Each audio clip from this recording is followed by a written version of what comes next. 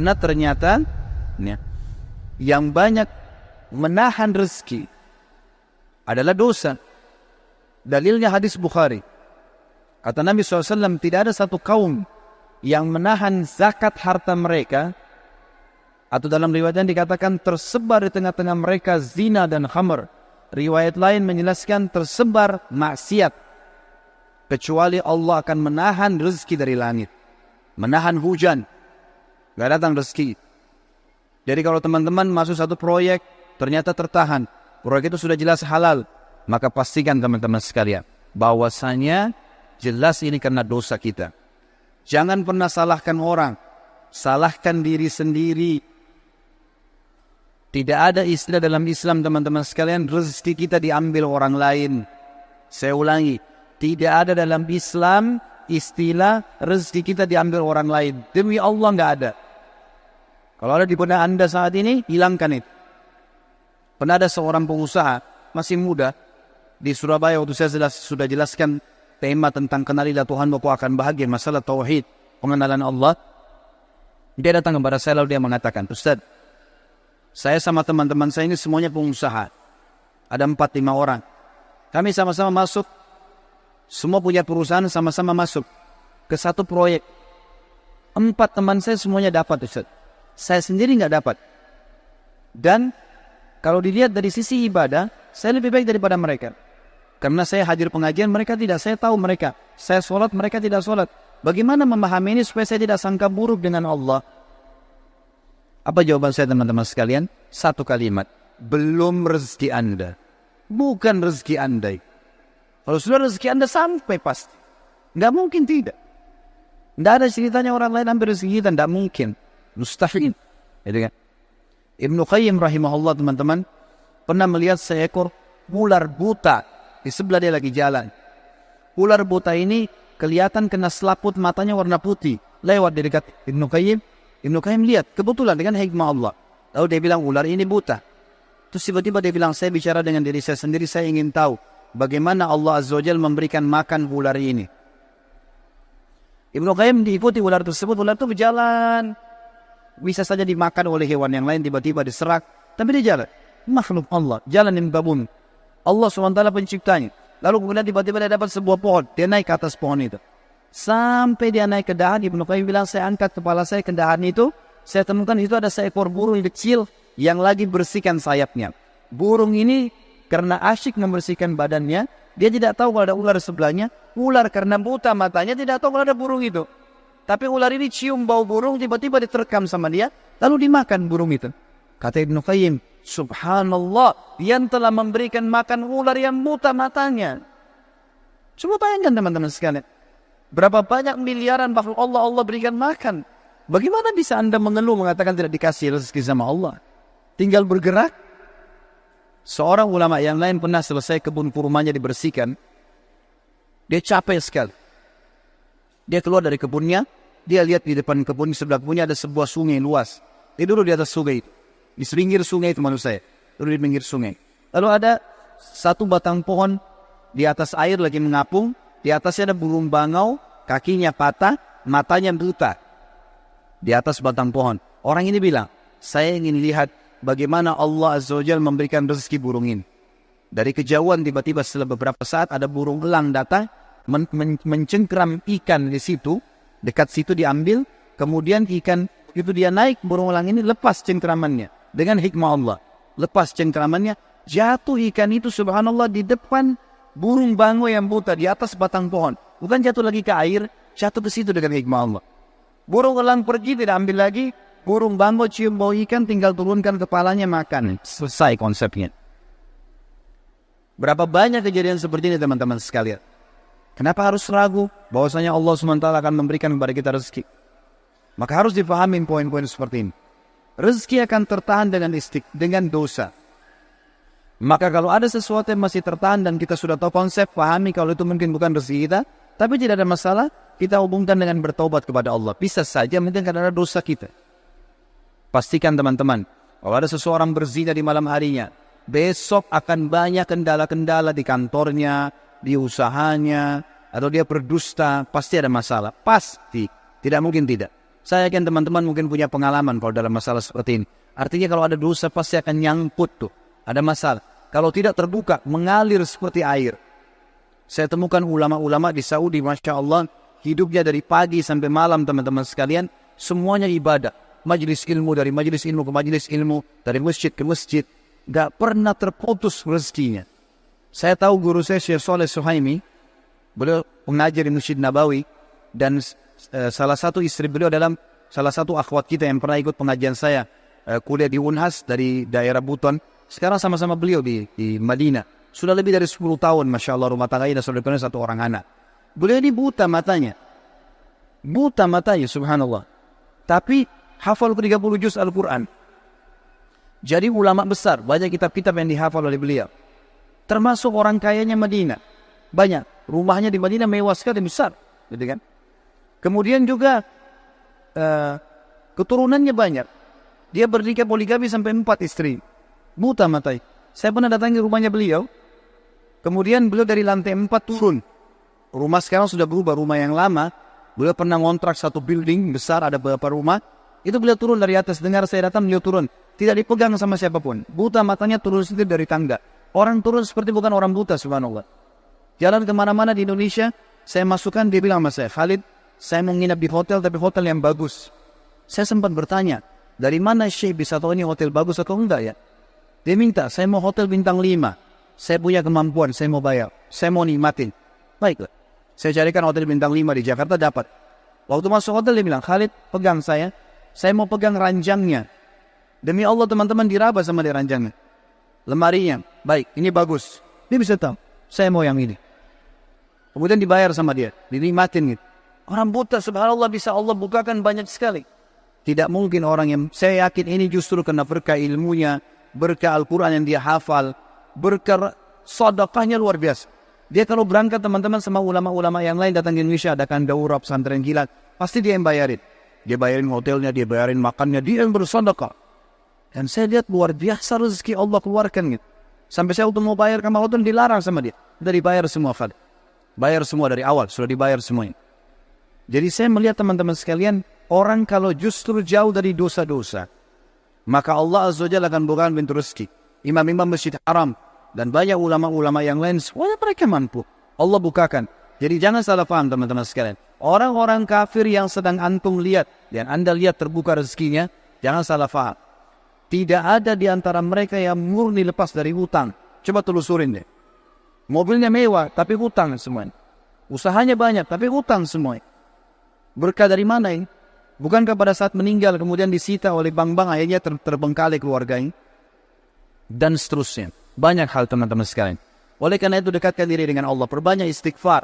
Bertobat kepada Allah subhanahu wa ta'ala. Maka Allah akan bukakan. Jadi dosa itu seperti teman-teman penyumbat ya. Di saluran air ada penyumbatnya. Kalau kita istighfar, kita sedang menarik sumbatan itu. Airnya jadi lancar nanti. Hasan Basri pernah didatangi oleh 3 orang. Hasan Basri seorang ulama tabi'in yang tadi juga saya sudah sebutkan kisahnya di awal pertemuan kita. Beliau pernah kedatangan 3 orang. 3 orang ini minta nasihat. Karena selalu dia nasihatin orang. Hasan Basri terkenal kalau bicara teman-teman surga, neraka, kematian. Nasihatnya selalu berkisar di situ. Jadi orang merasa imannya bertambah. Ringkas cerita, datang 3 orang ke rumahnya, yang satu mengatakan, wahai imam, saya sudah lama menikah tidak punya anak.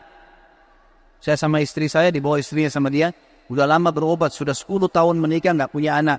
Dan sudah berobat sana sini sama tabib tidak sembuh-sembuh. Apa saran anda? Sudah ikhtiar. Kata Hasan Basri, perbanyak istighfar. Bukan baca ya, perbanyak istighfar. Orang ini pergi. Kemudian masuk orang kedua.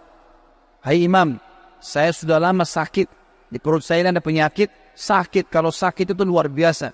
Sudah berobat sana sini nggak pernah sembuh. Sudah ikhtiar. Apa saran anda? Kata Hasan Basri, perbanyak istighfar.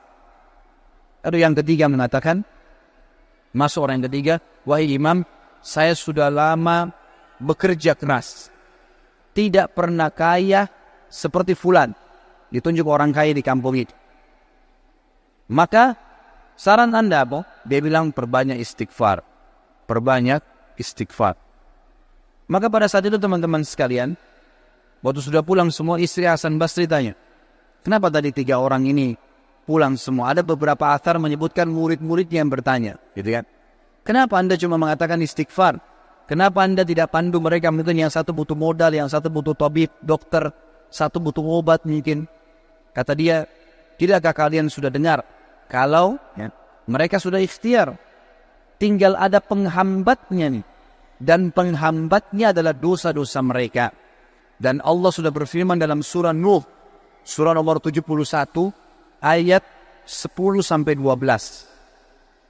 A'udzubillahi minasyaitonirrajim. Nabi Nuh berkata kepada kaumnya, "Faqultu astaghfiru rabbakum innahu kana ghaffara." Aku berkata kepada mereka, Nabi Nuh berkata kepada kaumnya, istighfarlah kalian, mohon ampunlah pada Tuhan kalian, karena Dia Maha Pengampun, Dia suka kalau kalian tobat tuh. Ayat 10, ayat 11-nya, yursilis sama alaikum midrara. Mereka atau pasti Allah akan turunkan dari langit hujan yang lebat. Dan kita tahu hujan adalah sumber kehidupan manusia.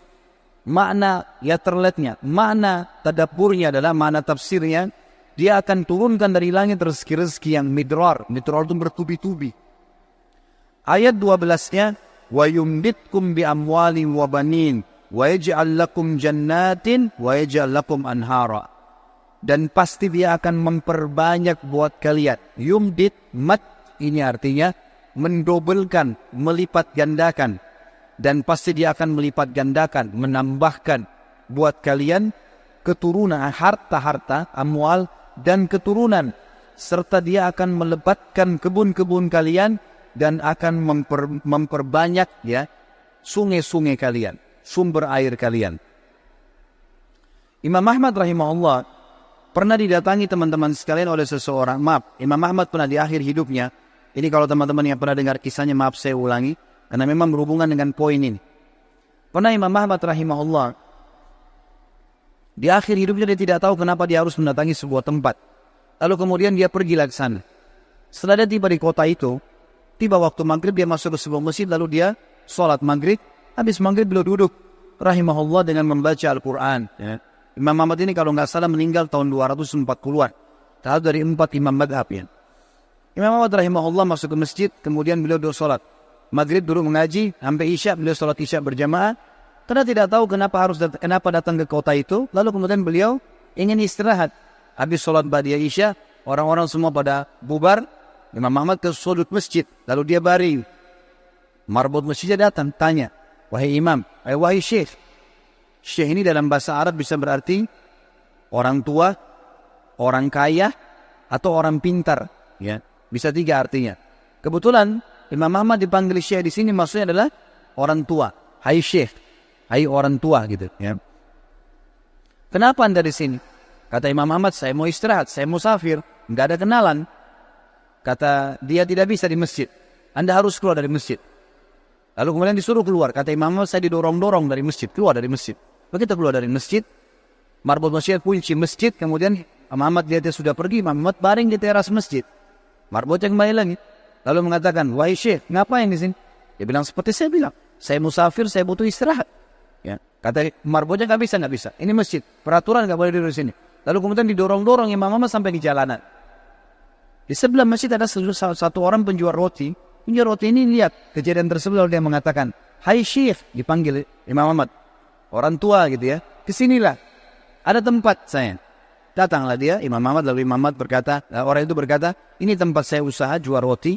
Di belakang saya jual roti ini ada kamar saya biasa istirahat. Rumah saya tidak jauh dari sini, Anda boleh istirahat. Besok pagi Anda boleh pergi. Dia bilang baik, jazakallah khair. Imam Ahmad duduk.